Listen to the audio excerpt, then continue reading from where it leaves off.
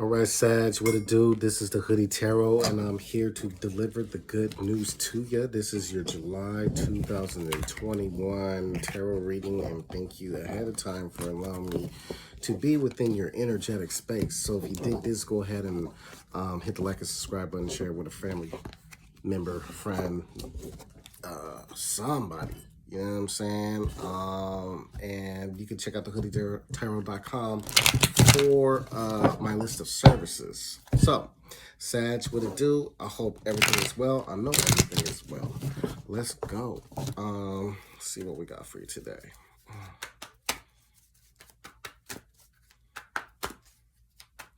All right, 6 card spread, and the bottom of the deck tells it all. See what we got for you, my dear Sagittarius. All right, Sag, so what it do? Yeah, the light, or better known in traditional tarot as the Sun card. Yes, everything brand new, everything big, a shift in reality, vitality up. Hey, this is your July. Invigorating, exciting, abundant in nature. I love this for you. You deserve this, Sag. So let's see what we got for you, right? So right now, how I see your energy coming in. So positive movement forward. I like this. 8 of Pentacles energy. Okay. All right. So, hey, smooth sailing, right? Nothing but smooth sailing. I like that. 8 is a number of infinite. It comes back. It's everything that goes out comes back. So abundance is here. We have this clarified by the Empress card, better known as fertility. So hey, your money is going to grow. It has the potential to grow in a real way. That being said, you have all this light energy, the sun energy behind you. So a lot of you are thinking about what's the next move? What should I invest in? Great time for investments, whether it be stocks, crypto, real estate. You know what I'm saying? Like, the money is there. It's going to turn over. Okay. So let me say that. Also, some of you actually like planning moves. So this is a good thing too. So, in terms of movement, some of you are looking at, I keep on saying the real estate thing, it keeps on being like buzzing in my ear, right? So, relocation is favored, movement is favored, all right? Now, how this energy comes out in the world, yeah, let's go. Hey, material harvest, right? 9 of Pentacles. So some of you are bossing up, leveling up.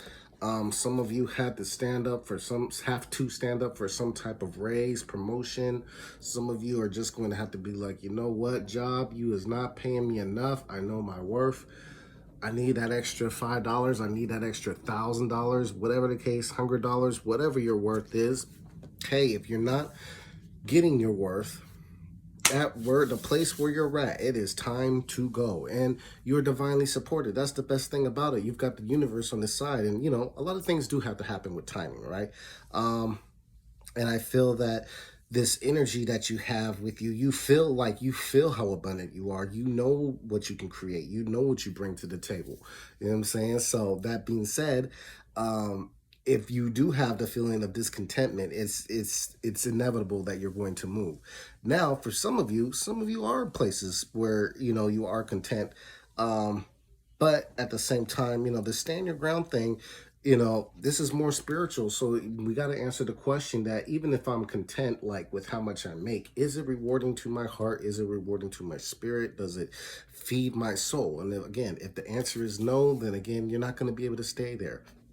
The universe is going to force you in the direction that you need. Or if you are clean and you're very fearful, then you're going to actually cheat yourself out of some wonderful, wonderful rewards. Okay. So now, what we have coming to you, what I foresee coming to you in the month of July, we have the shadow card, so Piscean energy for some of you, and then emotional loss. Okay. So, you know, I don't know if some of you have to part ways with some type of Piscean people. That's only for a select few of you.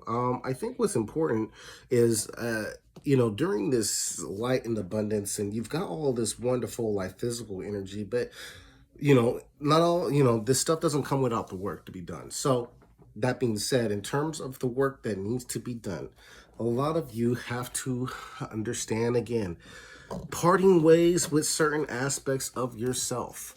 Um, I love this card so much. It's very, this is the Five of Cups traditionally, but the way they did this is so beautiful because they use that golden ratio. You find it in the snails, you find it in the fruits, you find it in nature, you find it in flowers. Nature has a way of taking away and replacing and giving and sustaining in a very timely, divine way. So that being said, whatever loss that you're coping with or having to deal with in the month of July, a lot of it is rooted in terms of like shadow self, old ways that you used to show up, old aspects of yourself that don't even really speak to you. But in terms of all this abundance, you're going to have to face a lot of it. And I'm going to tell you right now, a lot of it is parting ways with fears, parting ways with things that you used to be familiar or identify yourself with and no longer identify yourself with, okay? Now, an event that I foresee happening in the month of July for you, my dear Sagittarius, I'm so sorry.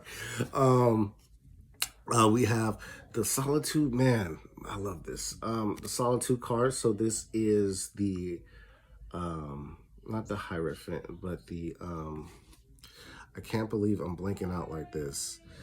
I'm gonna come back later. So, and then coupled with the Triumph card, the Chariot. There we go. Hermit, Chariot. Boom. Okay.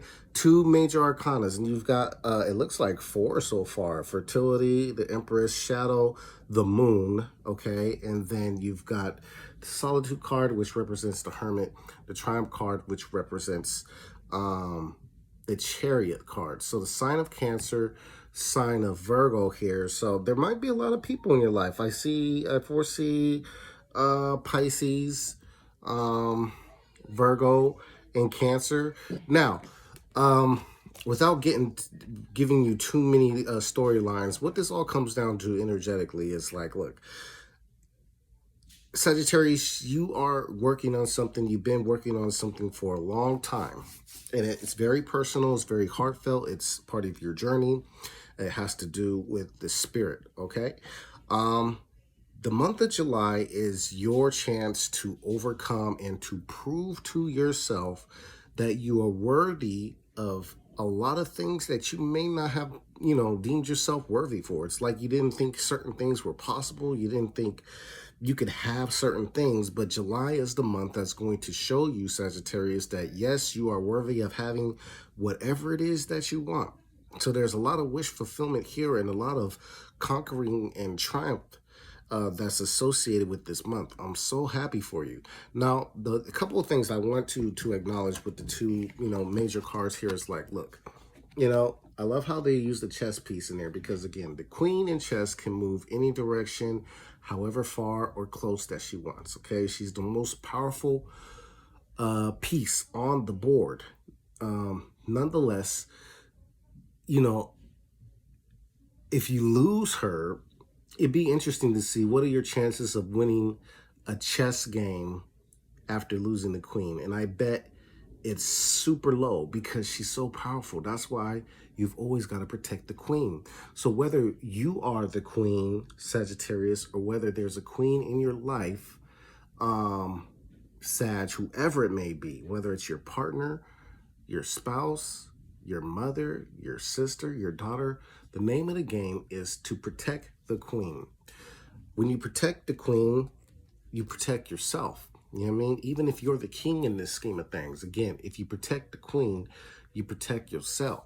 So, lo and behold, you are going to protect the queen, you're going to triumph, you're going to overcome, and you are going to allow yourself access to a new reality, a shift in your days, a shift in your lifestyle, healing, abundance. It's all wonderful thing. The sun is here for you. It's the best card you can get, right?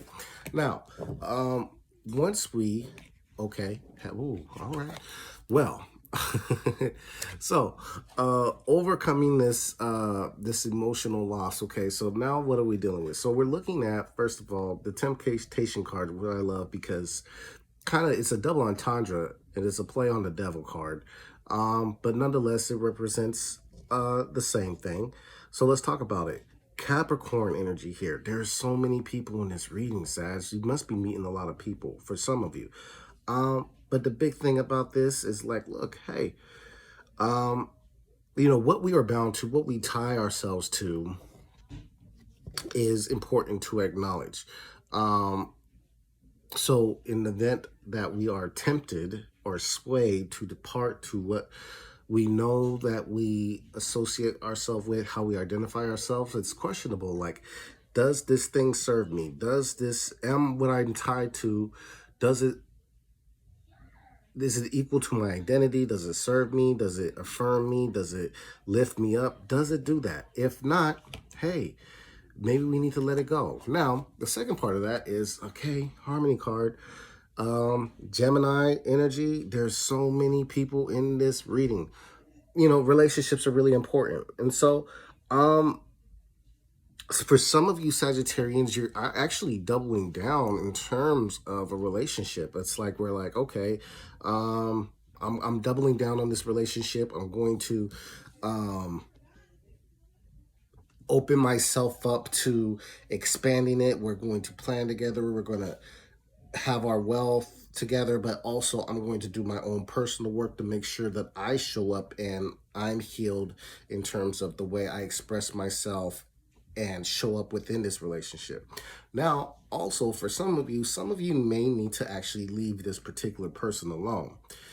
I will leave that for you to decide, because I think that Sagittarians and Geminis do make a harmonious energy, or harmonious couple when, everything is everything.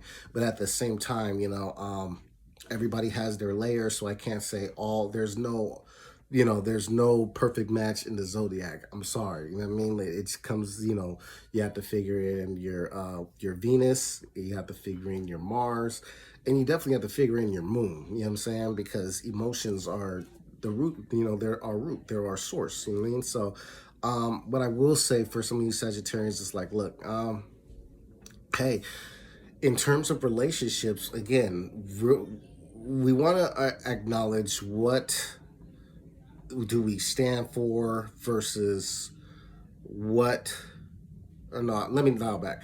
Not what do we stand for, but what serves us, our purpose, rather than what serves our wants, what serves our lusts, what serves our desires, okay? There's going to be a need to differentiate the two. Now, here's the trip about it. You can actually have all of this. You can have all of this because why?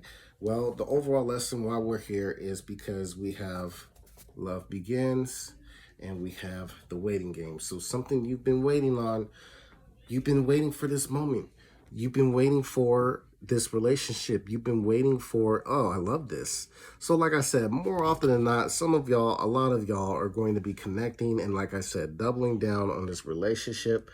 But for some of you, those of you who are saying no, you still get this, but you know what? You get this in the form of self-love. You get this in the form of a new found respect and new principle, and you're willing to wait. You're willing to skip out on the bullshit, save yourself the heartache, save yourself the frustration, all the extra nonsense, and just say, you know what? I'm good.